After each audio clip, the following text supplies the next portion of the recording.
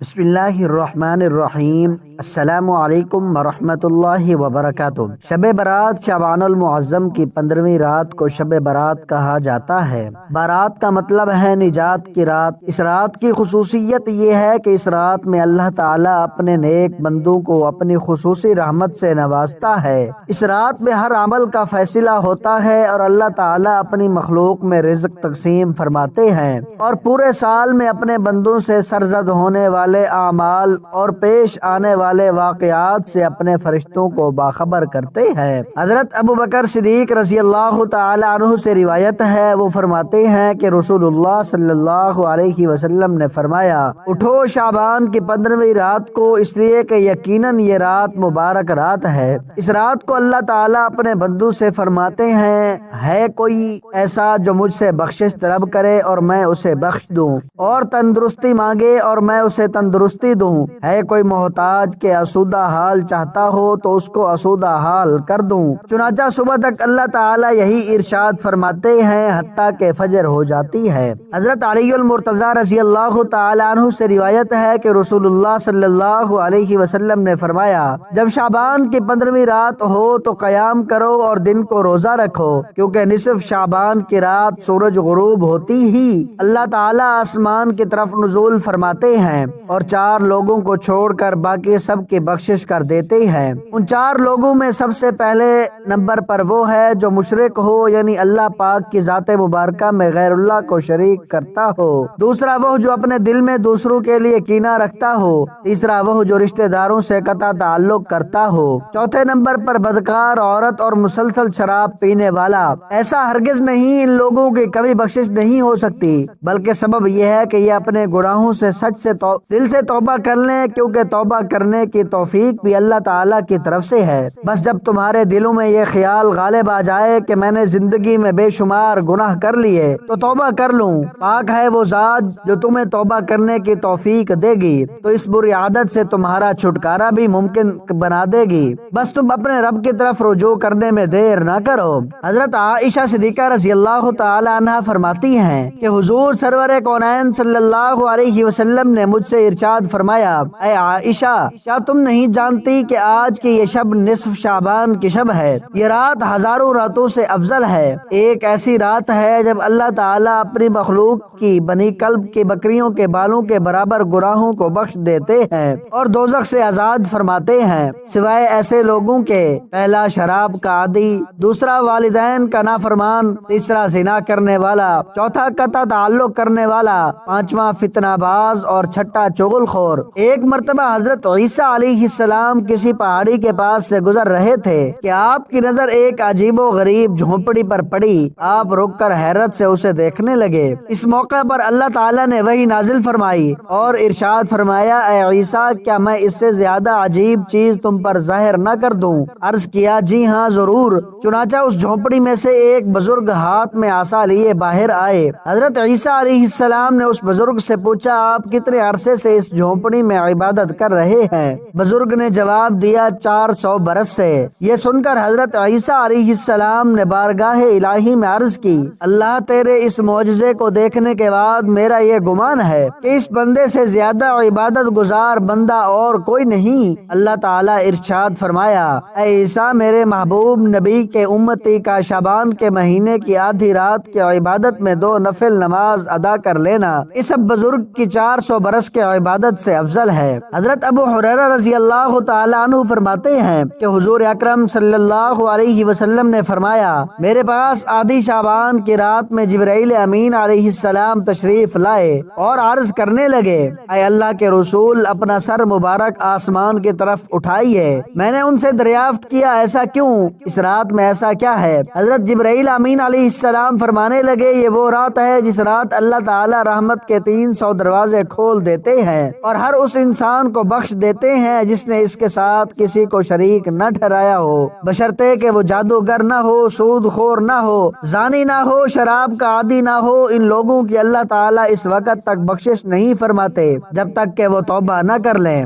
شعبان کی 15ویں شب کے بارے میں حضرت صلی اللہ علیہ وسلم فرماتے ہیں، اے عائشہ، کیا تم جانتی ہو اس رات میں کیا ہوتا ہے؟ عرض کیا، یا رسول اللہ بتلائیے، اس میں کیا ہوتا ہے؟ آپ نے فرمایا اس رات کی فضیلت یہ ہے کہ آدم علیہ السلام کی اولاد میں سے جو شخص اس سال پیدا ہوگا اور جو اس سال میں مرے گا اس کا مرنا اور پیدا ہونا لکھا جاتا ہے، اور جو فرشتے ان کاموں پر مقرر ہیں ان کو اسی امر کی اطلاع دی جاتی ہے، اور جتنا رزق مخلوق کو اس برس میں ملے گا سب لکھ دیا جاتا ہے۔ اور اس 15ویں رات اللہ تعالیٰ سورج ڈوبتے ہی اس دنیا کے اوپر جو آسمان ہے اس پر تشریف لے آتے ہیں اور ارشاد فرماتے ہیں، ہے کوئی جو مجھ سے بخشش کا طلبگار ہو، رزق چاہتا ہو، مصیبتوں کا مارا ہوا دعا کرے تو میں اس کی مصیبت کو دور کر دوں گا۔ اسی طرح صبح ہونے تک ارشاد فرماتے ہیں، بس بندوں کو چاہیے کہ اس رات کو عبادت کریں، اپنے گناہوں کی معافی مانگیں اور 15ویں کا روزہ رکھیں۔ اللہ تعالیٰ اس رات میں اپنی مہربانی سے بے شمار بندوں کو بخش دیتا ہے، مگر کافر، مشرک، کینہ رکھنے والا، قاتل کو نہیں بخشتا۔ حضرت عائشہ صدیقہ رضی اللہ تعالی عنہا نے فرمایا، ایک رات میں نے رسول اللہ صلی اللہ علیہ وسلم کو بستر پر نہ پایا تو میں پریشان ہو گئی۔ میں آپ کی تلاش میں گھر سے باہر نکلی، میں نے دیکھا کہ آپ بقیع کے قبرستان میں موجود ہیں اور آپ کا سر مبارک آسمان کی طرف اٹھا ہوا ہے۔ اس رات اللہ تعالیٰ آسمان پر تشریف فرماتے ہیں اور بنی کلب کے بکریوں کے بالوں کے برابر سے آزادی کرتے ہیں۔ فرمایا، کیا تم آج رات مجھے عبادت کی آزادی دیتی ہو؟ میں نے عرض کیا، ضرور۔ پھر آپ نے نماز پڑھنا شروع کر دی اور قیام میں تخفیف کیا، سورۃ فاتحہ اور ایک چھوٹی سی آیت پڑھی، اور پھر آپ سجدے میں چلے گئے، پھر آدھی رات تک سجدے میں رہے، پھر کھڑے ہو کر دوسری رکعت پڑھی اور پہلی رکعت کی طرح اس میں بھی قرآت فرمائی اور چھوٹی سورت پڑھی، پھر آپ سجدے میں چلے گئے۔ یہ سجدہ صبح تک جاری رہا۔ میں دیکھتی رہی، جب آپ کو سجدے میں گئے زیادہ دیر ہو گئی تو مجھے اندیشہ ہو گیا کہ کہیں اللہ تعالیٰ نے اپنے رسول صلی اللہ علیہ وسلم کے روح مبارک کو قبض تو نہیں کر لیا۔ جب میرا انتظار طویل ہو گیا، بہت دیر ہو گئی، تو میں آپ کے قریب پہنچی اور میں نے رسول اللہ صلی اللہ علیہ وسلم کے تلووں کو چھوا تو آپ نے حرکت فرمائی، تو میں نے خود سنا آپ سجدے کی حالت میں یہ الفاظ ادا فرما رہے تھے، الہی میں تیرے عذاب سے، تیرے عفو اور بخش کی پناہ میں آتا ہوں، تیرے قہر سے، تیرے رضا کی پناہ میں آتا ہوں، تجھ ہی سے پناہ چاہتا ہوں، تیری ذات بزرگ و برتر ہے، میں تیری شیان شان ثنا بیان نہیں کر سکتا، تو آپ ہی اپنی ثنا کر سکتا ہے اور کوئی نہیں کر سکتا۔ صبح کو میں نے عرض کیا کہ آپ سجدے میں ایسے کلمات ادا فرما رہے تھے کہ ویسے کلمات آپ کو ادا کرتے ہوئے میں نے کبھی نہیں سنا۔ حضور نے دریافت فرمایا، کیا تم نے ادا کر لیے؟ میں نے عرض کیا، جی ہاں۔ آپ نے فرمایا، خود بھی یاد کرو اور دوسروں کو بھی سکھا دو، کیونکہ جبرائیل امین علیہ السلام نے سجدے میں مجھے ان کلمات کو ادا کرنے کا حکم دیا تھا۔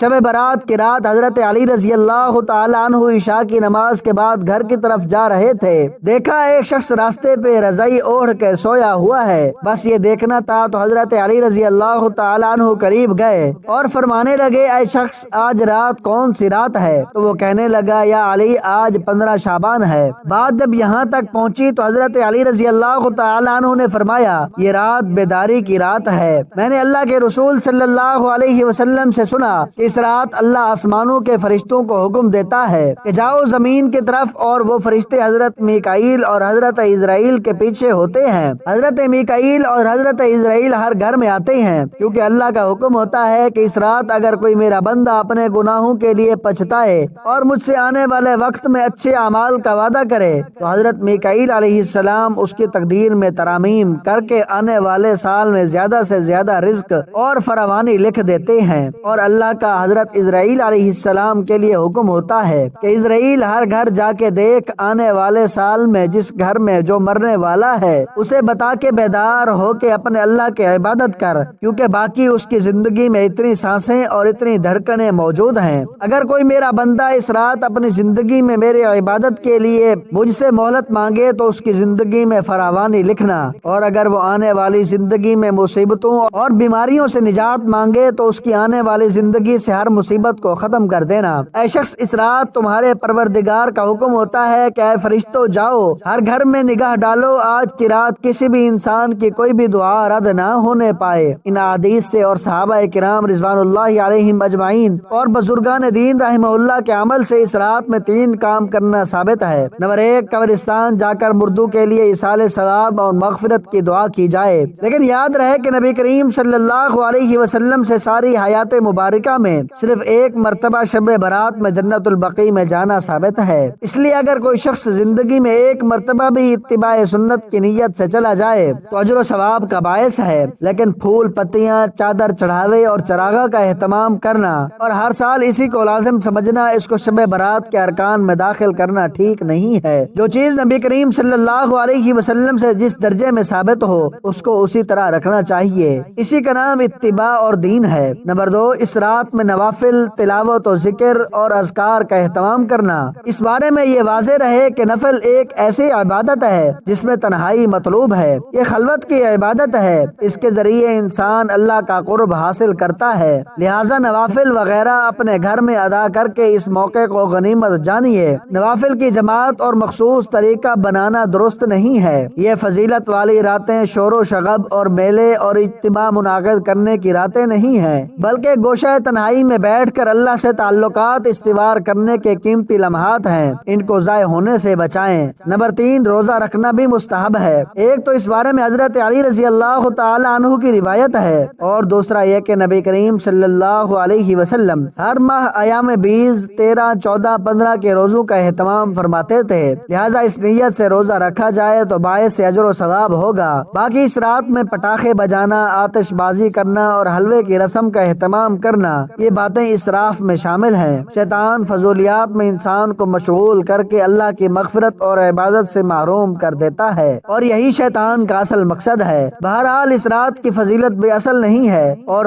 سلف صالحین نے اس رات کی فضیلت سے فائدہ اٹھایا ہے۔ اللہ پاک سے دعا ہے کہ اللہ پاک ہمیں اس رات زیادہ سے زیادہ عبادت کرنے کی توفیق عطا فرمائے، اور ہمیں دین کی مکمل سمجھ نصیب فرمائے، اور ہمیں بہتر عمل کرنے کی بھی توفیق عطا فرمائے، آمین ثم آمین۔ محترم ناظرین، آج کی میری اس انفارمیشن ویڈیو کو لائک اور میرے اسلامی چینل باب روشنی کو سبسکرائب کر دیجیے۔ جزاک اللہ خیرا کثیرا۔